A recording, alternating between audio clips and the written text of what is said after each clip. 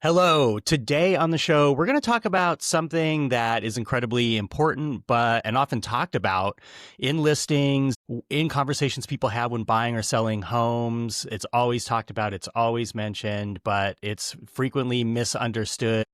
And it's one of the most important things, especially if you have kids or are planning to have kids, and that's schools and the quality of schools, but specifically school ratings. Now, what if I told you that the school ratings that a lot of people depend on to choose what is a good school versus a not good school are complete BS and can even be potentially harmful for your child?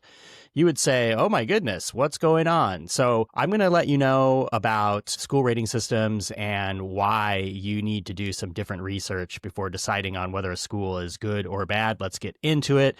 Hello, if we haven't met yet, my name is Doug Varenas. I'm a licensed real estate agent here in Vancouver, Washington, and in Oregon as well. And if you're looking to buy, sell, or invest in Vancouver or PDX, I'm your guy. I can help you find a place that you're going to love at a price you're going to love with terms you're going to love. So you can click the link in the description to schedule a chat with me. 100% no pressure, no biggie. Let's talk real estate. I love doing it.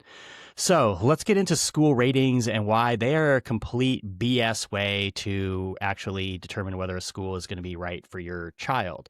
Now, recently I had a client talk about the schools. They're frequently talking about schools. They have young kids approaching school age, and this is a big factor for them. And so it was frequently mentioned when we were looking at homes. And finally, I said, what is a good school to you? And this question really kind of threw them for a loop because I'm not sure they actually thought about it. And it came out more as a question. And it was like, the kids are safe and they do well on tests?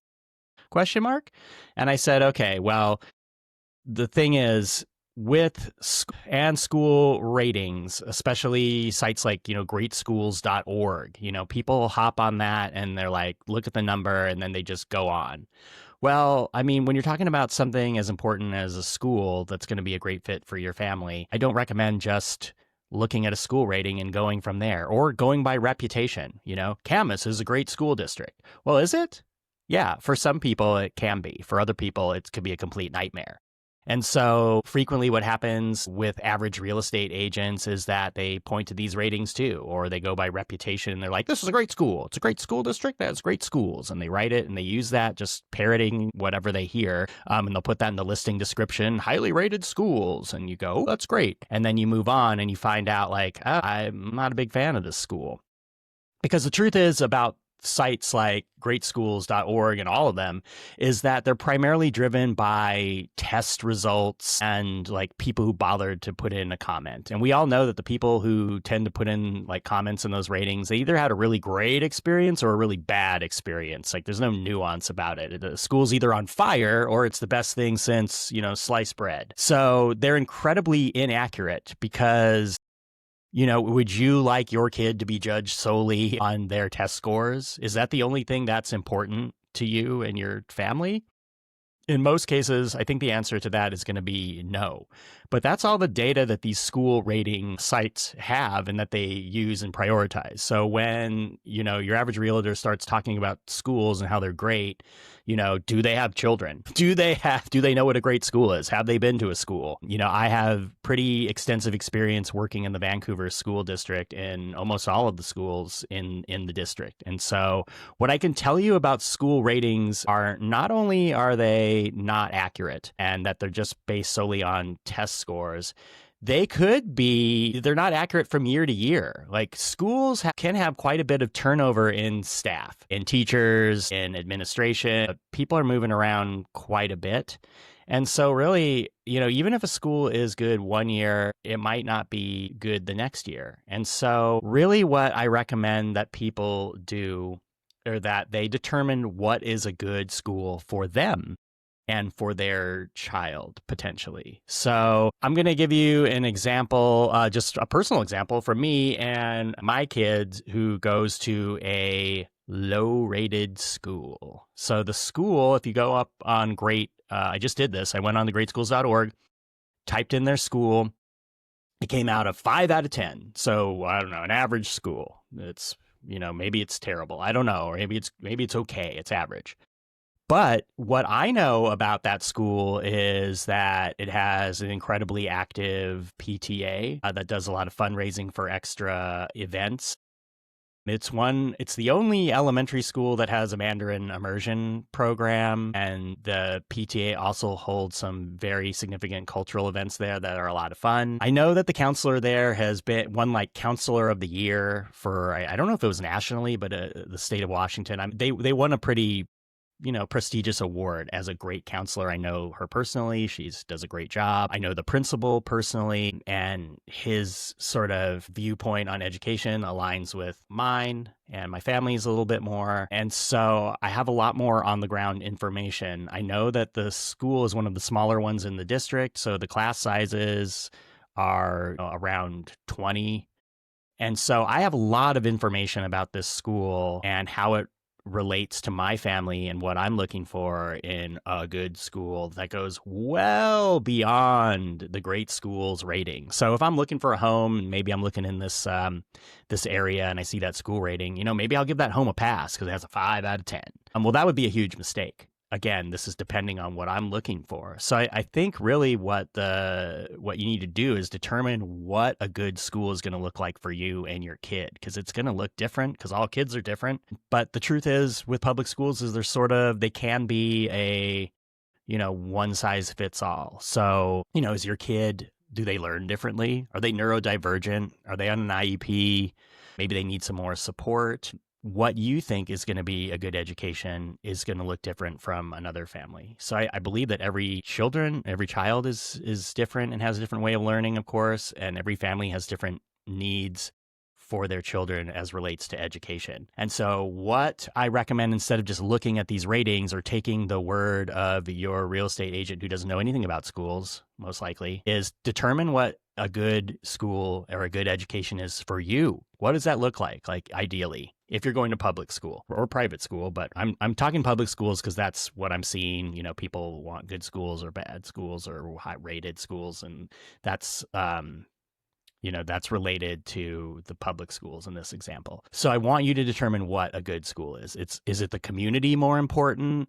Are the academics more important? Maybe those test scores are very important to you. And so they're not important to me. Maybe they're important to you. And so, you have to determine what makes a good school for you. And then you have to do some groundwork. So I recommend joining like the PTA Facebook page, going to a PTA meeting with the principal, trying to arrange maybe a tour of the school. You have to do your due diligence. Like, it is not as easy as relying on the ratings at all, especially if your kid might have some different needs. Because I can tell you that, if I have a kid who has pretty significant special education needs, I don't know if Camas is going to be the right school district. I'm just saying that. The highly rated Camas school district that everybody points out to is based on, kids sitting in their seat, not getting in trouble, doing pretty well on the tests. And so if your kid's good at that, and that's kind of what you're looking for, it's a very vanilla, straight edge school district. So if your kid does not fit in that box, you could have some struggles, because a lot of times these good schools are in neighborhoods where, to be honest, conformity is valued. And so if you kind of stick out or you do things differently, your kid might be labeled the weird kid, or they don't wear the latest brand shoes or whatever, they could be ostracized. And unfortunately, that can happen anywhere. And I don't mean to paint with such a broad brush, but I'm just trying to give some nuance to these great, highly rated schools that are so great versus these ones that are, regarded less because of their rating. Because a lot of times, even these Title I schools where the majority of the kids are on free and reduced school lunch and they've had troubles with test scores, I can tell you I've worked at these Title I schools, and a lot of times they get extra funding for programs that kind of think outside the box. The community can be pretty strong. And so even though that they don't do as well on test scores, the community is doing a lot of cool stuff and the school staff is really engaged. And if your kid is going to do well on a test anyway, it doesn't matter what the other test scores are. Your child will do well on those tests. If that makes sense? There could be some kids that, they're struggling in their own way and they don't do well on tests. And again, does that mean they're not intelligent? Of course not. It just means maybe they don't do well on tests. But because the test scores are lower, doesn't mean your kids' test scores are going to be lower, because they're most likely going to be doing well on the test, according to their ability.